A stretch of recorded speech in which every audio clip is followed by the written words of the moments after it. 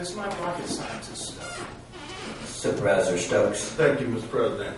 Mr. President, we have Dr. Jones from the Mississippi Department of Education. She'll come to the microphone. She's going to help us with the New Start School.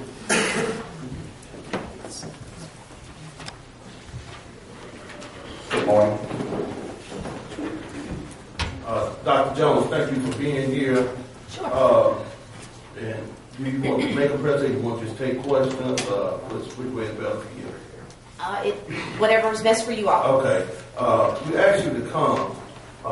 It's my understanding from members of this board and the body as a whole that if we have schools that's failing, and I think it's 3 straight years, your area deal with these takeovers of these schools. And I know we've had Claiborne County, we've had Hazelhurst, LaFleur County, and other schools. I think it's about 9 specifically. In this county, the largest county in the state population-wise, we're dealing with Jackson Public Schools. Now, it's my understanding that we have 5 schools, Whitney, Brinkley, Hardy, Callaway, and Oak Forest Elementary. That's correct. That are failing. Yes, sir. Now, For the second year. For the second year. It takes 3 years Yes, sir. before takeover. If either one of these schools fail, when they take the test, I think in May, is it May? Yes, sir. Then at Well, the that high point- schools are end of April and the elementary schools are first part of May. Okay, at that point, the state can come in. Now, Could. my question is, do you come in and take over only those schools that are failing, or do you take over the district? Well, actually, the districts that you mentioned earlier, Claiborne County, Hazelhurst, some of those were taken over under different circumstances. Mm-hmm. I think what I was asked to come and speak about this morning is the New Start School Law, and that applies to individual schools. Okay. It was passed back in 2010. Do you have a copy of the law? I do. It's 37-167-1 is the Mississippi Code reference. Look at our legal people. Legal, y'all write that down and make sure we get copies of that, please. 37-167-1. But what it says essentially is that if you have an individual school within a system that is failing for 3 consecutive years, then that individual school is considered a New Start school. And what the law says is supposed to happen is that everybody in the school is fired, essentially, and my boss, Dr. Larry Drawdy, goes in, and it becomes a part of the recovery school district. And then Dr. Drawdy hires a new principal, and then Dr. Drawdy and the new principal hire a new staff. It could be some of the same teachers that were there if they were doing a good job. And then that school operates under the auspices of the department. For how long? There's no measure of time within the law. Okay. Now, what has happened is a little different than what the law says is supposed to happen because of the time frames. Schools get their grade, which they get grades now, A, B, C, D, F, in September. In most cases, school has been in session for a month and a half. It would not be in the best interest of children to shut down a school for a month, a couple of months, and go in and find a new principal and then find new teachers. Not to mention the fact that most of those desirable type educators already are in positions working as of the middle of September. So the time frame has not operated on our side. So we've been trying to work with the state legislature to tweak the law. No one is arguing with the premise of the law. We agree that if a school is failing its students for 3 years in a row, it ought to be shut down. There's no doubt about that. But the timing and the way things work, it just is inoperable. All right. I know other supervisors have questions now. I want to make sure I have a clear understanding. if any of these 5 schools fail for the 3rd year, the state can come in and take over those schools and not the whole district. That could happen. Now, in the case, we've only hit year 3 times. Last fall, in East Oktibbeha High School was a failing school for the 3rd year in a row. We went in and did a full audit of the district and solidified what we already knew, essentially, that there were other problems within that district, not only at the East Side High School, but also at West Side High School. So we ended up taking the entire district. Well, the reason I asked is because it was brought to my attention that the state met with Jackson Public Schools and they stopped them from traveling. That's correct. And plus, the school board... Per diem is reduced. Yeah, they only get $200. It was cut in half to $100. That's correct. That happens in year 2, according to the law. Okay, now, I need to be able to go into my district and talk to the people. I have Whitney School, which is one of those federal schools, and I need to be able to tell them exactly what would happen.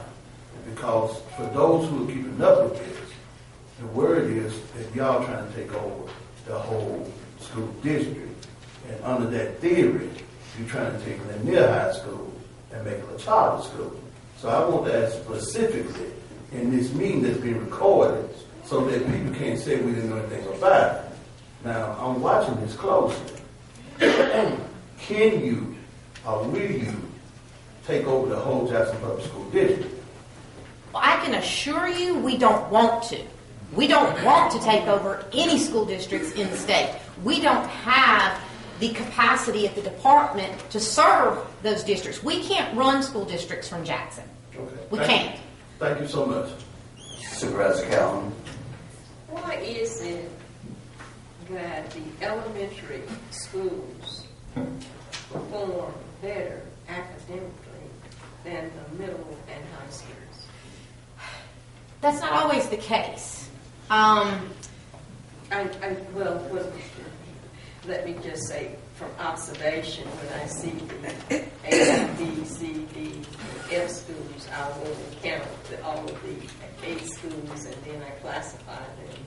And a lot of the elementary schools, well, the number of elementary schools it appears that the number of elementary schools are performing better than the total number of middle schools and high schools when I count. Now, that's just my method for making a determination or observation. There are a myriad of reasons that schools don't perform the way that we would like for them to perform. Probably, though, the most common thing that you would see that would cause an elementary school to perform better than a middle school or a high school has a little bit to do with student interest. It has a little bit to do with parental involvement, meaningful parental involvement, and I'm not blaming that on parents. Sometimes it's the school's fault that they're not engaging parents in meaningful ways. It's much easier to do that at the elementary level than at the middle school and the high school level when the kids really don't want their parents at the building. So that's probably the most common thread, but there are a myriad of different pieces. But that's probably the most common that we see. Supervisor Hunter. Thank you, Mr. President. The school you referred to that has entered surpassed year 3, since the state that has taken it over, how's it done now? It's doing great, actually. They went from F to a C in 1 year. Oh, okay. Do the state have resources that they can intervene in like year 1.5 or year 2? We do, and generally when the school folks are cooperative with us and work with us, we're successful. It's when we have school boards and school superintendents and school folks that don't cooperate with us and don't have the best interests of children at heart that we run into problems. Supervisor Stokes. Just in closing, again, we thank you so much for coming. The issue of appeal because it's my understanding that there's no appeal to these decisions. That's not correct. There is no appeal to the decision if it's declared a state of emergency, which was the case in Claiborne County and the case in Lafleur County. However, a judge temporarily disagreed with us, but all that's been settled now. But the difference between the governor declaring a state of emergency, there's not an appeal there. But there is an appeal, and in fact, I mentioned earlier that there were 3 schools that we had gotten to the year 3 point with. The first one was Oktibbeha County that I mentioned before. The other 2 were this fall. One was in Drew, which is now consolidated into Sunflower County. It was already in conservatorship, so that one was pretty easy. But the third one was Yazoo City High School, just up the road. And they did use their appeal process for year 4 under the New Start School Law. There is a piece that allows the district to appeal to the State Board of Education for a 4th year before consideration of takeover. They did that. They came to the table. They had made improvements. It was not quite enough improvement to get out of the F category, which is another issue with the law, because the law was originally written when F was defined as below 100 QDI and not met growth. Well, as the legislature changed the law and forced us to change our 7-word accountability system into a 5-letter accountability system, they didn't adjust the New Start law to go with that. So all of a sudden, F went from below 100 and not met growth to below 133. So you had a 33-point jump in there in a matter of a year. And Yazoo City had made progress towards getting out of that F category, and in fact had made it above the 100 mark, which was the original intent of the law. They just didn't make it enough, but they came to the board with a plan that was already in place, what they were already doing to improve schools, and the board decided to have them operate under a memorandum of agreement and gave them that 4th year appeal. So there is the allowance there for the appeal under the New Start School Law.